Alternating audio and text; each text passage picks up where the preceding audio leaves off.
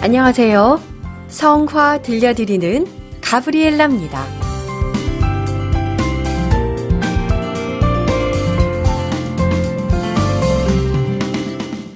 3월 25일은 주님 탄생 예고 대축일입니다.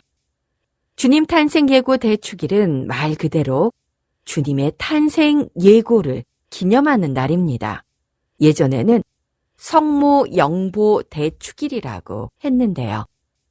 영보라는 뜻은 성모님께서 예수님의 잉태 소식을 천사에게서 들었다는 것입니다. 주님 탄생 예고 대축일은 주님 성탄 대축일에서 거꾸로 9달로 오늘 우리는 성모 마리아가 가브리엘 대천사로부터 구세주 예수 그리스도를 잉태할 것을 예고받은 역사적인 순간을 기념합니다. 단순히 9개월 전이라는 계산에서 출발한 기념일이 아닙니다. 동방교회가 이미 550년쯤부터 3월 25일을 주님 탄생 예고 대축일로 지낸 것을 보면 이날이 가진 신앙적 의미가 얼마나 중요한지 짐작할 수 있습니다. 세상에서 가장 아름답고 경건한 이야기 중에 하나가 바로 주님 탄생 예고, 즉 성모 영보입니다. 여러분, 눈부시게 화창한 봄날 오후를 상상해 보세요. 주님의 심부름꾼인 대천사 가브리엘이 순수한 처녀인 마리아 앞에 모습을 드러냅니다. 은총이 가득한 이여 기뻐하여라. 주님께서 너와 함께 계시다. 가브리엘 대천사의 이 말은 마리아의 삶을 영원히 바꿔놓는 순간이었습니다. 하느님의 아들을 잉태하여 예수라는 이름으로 세상에 내보낼 것이라는 선포였는데요. 보통 사람이라면 놀라서 펄쩍 뛸 만한 일이지만 마리아는 주님의 뜻을 순순히 받아들이지요. 보십시오. 저는 주님의 종입니다.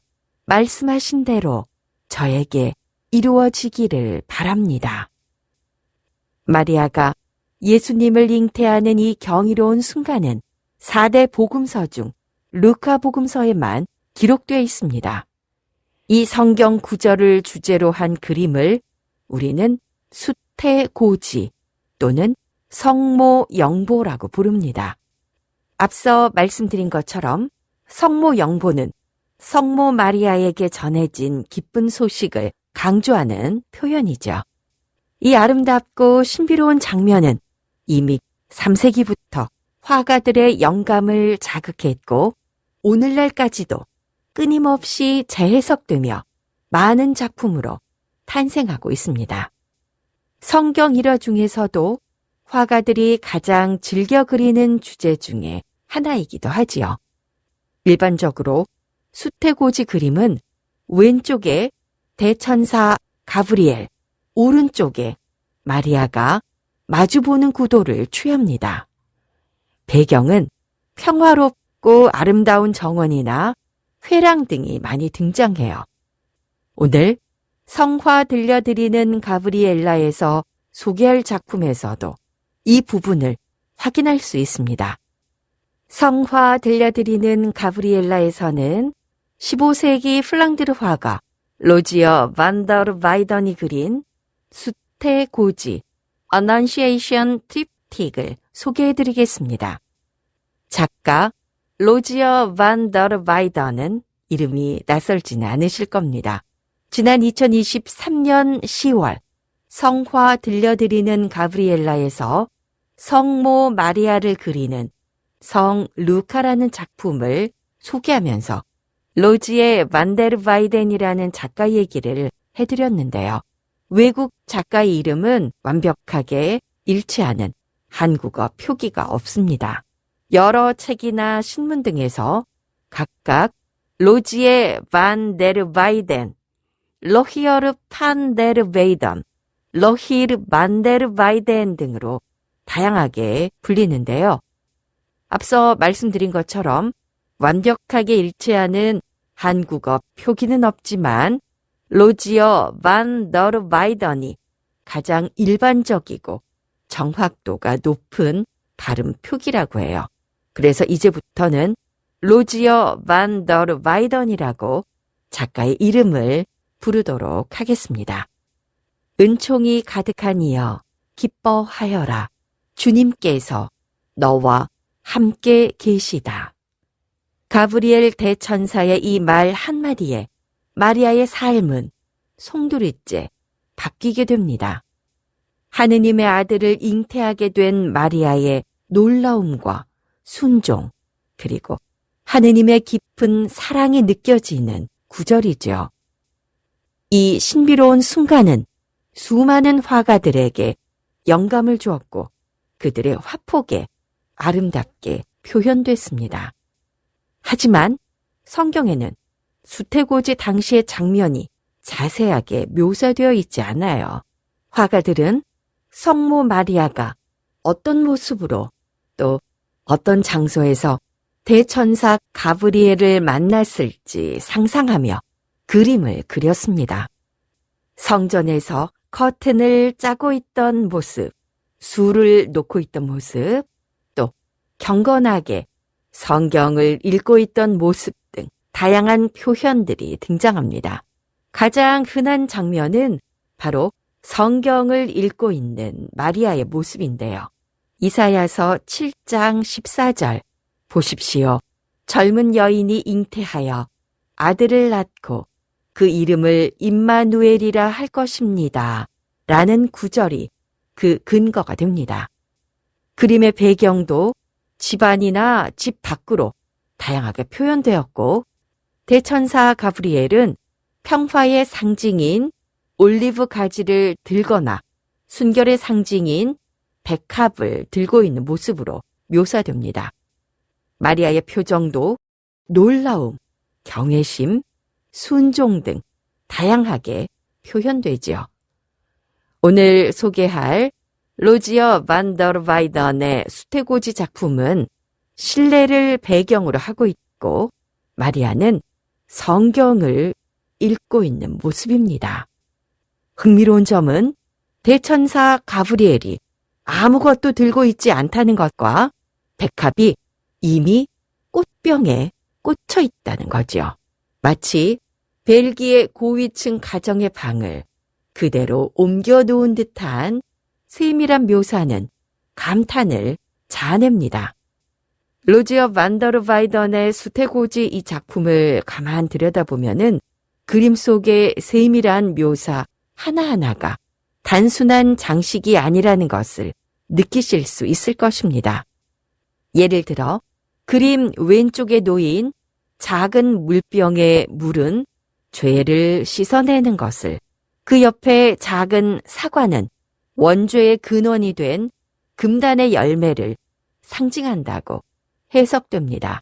화가 로지어 반 너르바이던은 수태고지라는 신성한 사건을 먼 옛날 얘기가 아닌 바로 우리 눈앞에서 펼쳐지는 듯한 생생한 현실로 표현하고 있습니다. 로지어 반 너르바이던은 1399년 또는 1400년 벨기에 투르네에서 조각가의 아들로 태어났습니다. 어린 시절부터 아버지에게 조각 기술을 배웠는데요. 그래서인지 그의 그림에는 조각처럼 견고하고 정밀한 조형미가 돋보입니다. 하지만 그는 조각보다 그림에 더 큰 열정을 품고 있었고 1427년 로베르 캉팽의 문화에 들어가 본격적으로 회화를 배우게 되는데요. 뛰어난 재능을 타고난 그는 단 5년 만에 투르네 화가 조합에 등록될 정도로 실력을 인정받았습니다. 하지만 초기 작품들은 스승의 화풍과 너무 비슷해 구분하기 어려운 점이 있어요. 이는 단순히 스승의 기술을 모방한 것이 아니라 그의 뛰어난 재능과 독창성을 보여주는 증거이기도 합니다. 로지어 반 너르바이던은 1435년 브뤼셀로 이주하는데요. 이듬해 로지어 반 너르바이던은 브뤼셀시 공인화가로 임명되면서 명성을 쌓아갑니다. 1449년에는 이탈리아로 여행을 다녀오는데요. 이 여행은 작가의 시야를 넓히는 데 크게 기여했지만 정작 그의 화풍에는 큰 영향을 끼치지 않았습니다.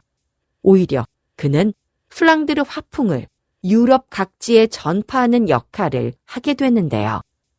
메디치 가문의 초상화 의뢰를 받는 등 국제적인 명성을 얻게 된 거죠.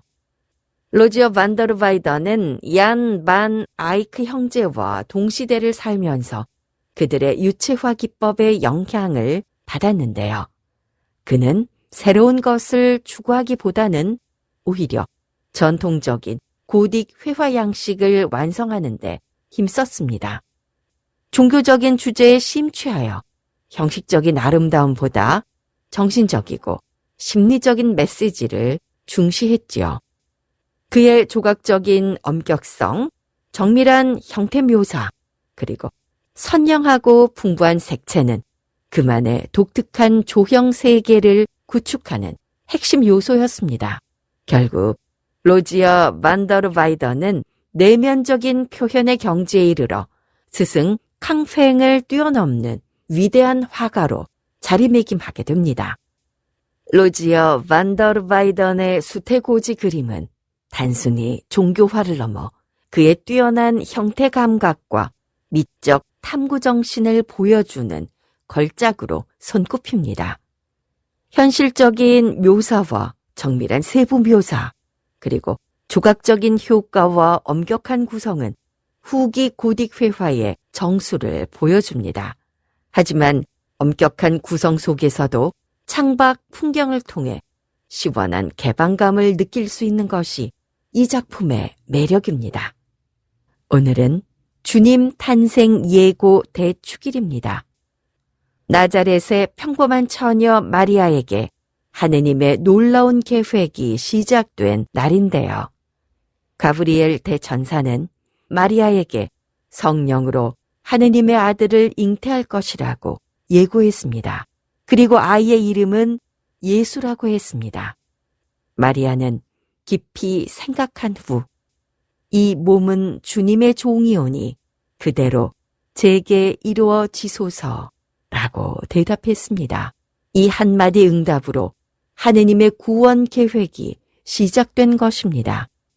마리아는 구원자 예수의 어머니가 되셨지요.